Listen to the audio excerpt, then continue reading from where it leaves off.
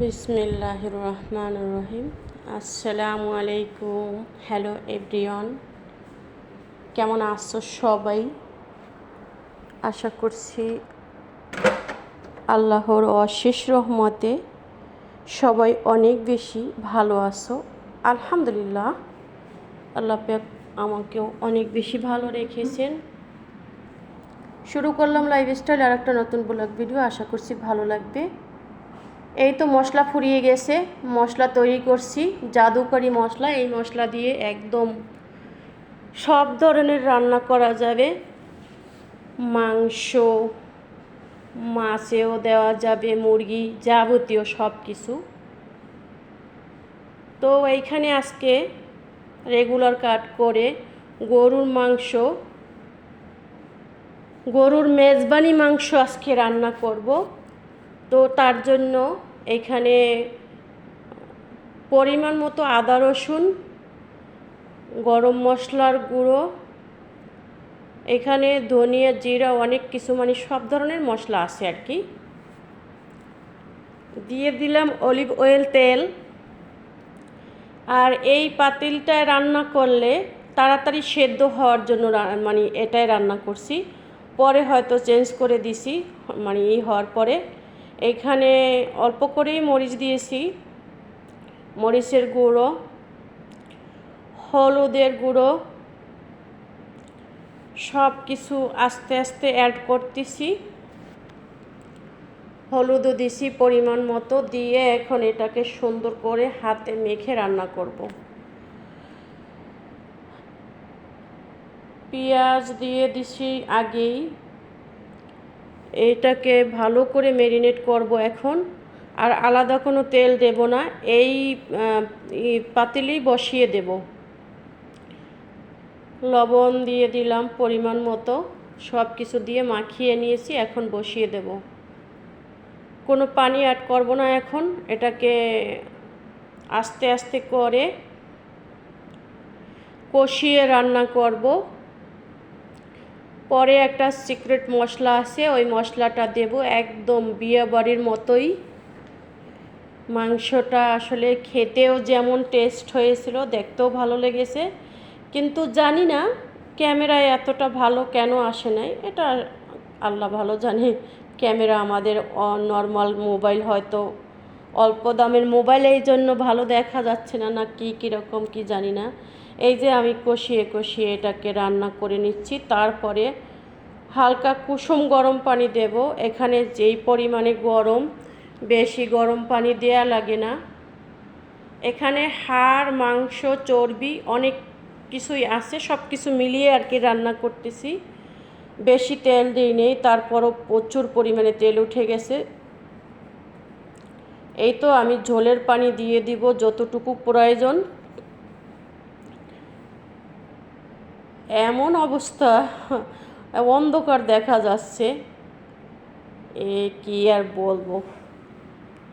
অল্প পানি দিয়ে আমি কষিয়ে নিছি। আসলে আজকে এত অন্ধকার দেখা যাচ্ছে বলার মতো না, বুঝতেছি না। যাই হোক, এভাবে আমি কষিয়ে কষিয়ে মাংসটা রান্না করে নেব। এই যে ফ্রাই প্যানে একটু ঢেলে নিছি।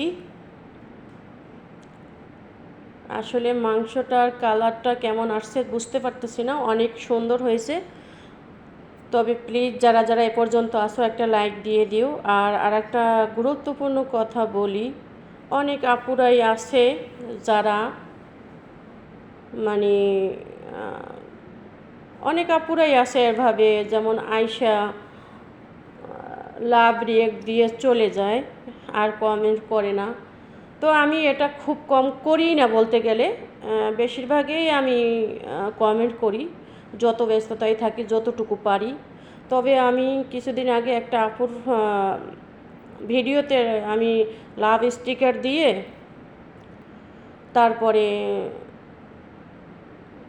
পরে আবার কমেন্ট করেছি। এই যে সিক্রেট মশলাটা, এটা দিয়ে দিলাম। এই মশলাটাতেই বেশি মজা হবে। যাই হোক, তো আপুটা বলছে আপু কখনো লাভ স্টিকার দিবেন না। তো আমি একটা চ্যানেলের নাম বলি, এটা কিন্তু কোনো দোষের কথা না। আমাদের সাদামাটা রান্নাঘরের আপু, সেতু আপু, ওই আপু কিন্তু আমাকে আগে সব সময় লাভ স্টিকার দিত। তো আমিও মাঝে মধ্যে দিতাম, বেশিরভাগই আমি কমেন্ট করি। আমি মনে করছি এটা দিলে কোনো সমস্যা নেই। এখন তোমরা যদি কেউ জানো যে লাভ স্টিকার দিলে কোনো সমস্যা হয় কি না, প্লিজ আমাকে জানাবে। হ্যাঁ, আমি জানি না, যার জন্যই এটা বললাম আর কি। আর এইখানে আজকে গরুর মাংস, তারপরে গরু মাংস তো ওই রকম রান্না করছি, মেজবানি মাংস। তো এখানে বেগুন ভেজে তারপরে ভর্তা বানাবো, তো সেটাও একটু শেয়ার করব। বড় বড় বেগুন এনেছে, বড় বড় বেগুন এনেছে, সে বেগুন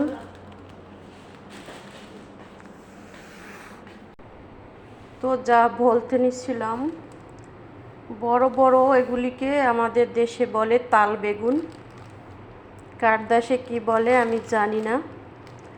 তো এই তাল বেগুনটা আমি ছোট ছোট কিউব করে কাটবো, কিউব করে কেটে তারপরে তেলে ভেজে তারপরে ভর্তা বানাবো।